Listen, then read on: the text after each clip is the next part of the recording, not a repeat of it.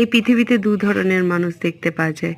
এক ধরনের মানুষ আপনার ভুলটা আপনার মুখের ওপরে বলবে, আপনি কি ভুল করেছেন, তাতে আপনি রেগে গেলেও বলবে।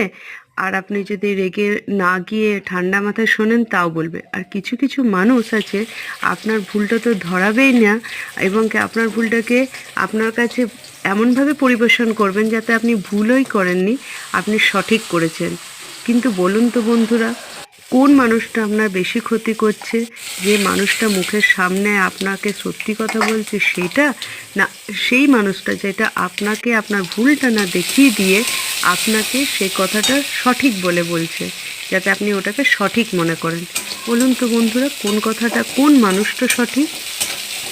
যারা মুখের ওপর সঠিক কথা বলতে পারে না, মানে আপনার ভুলটা ধরিয়ে দেয় না, তারা বেশি ক্ষতি করে, এটা আমার মনে হয়। আপনাদের কি মনে হয় সেটা আপনারা অবশ্যই কমেন্টে বলবেন। আজ করেছি মুসুরির ডাল, ফোড়নে কী কী দিয়েছি দেখে নেবেন। ভিডিওটি ভালো লাগলে অবশ্যই সাবস্ক্রাইব করবেন। ধন্যবাদ।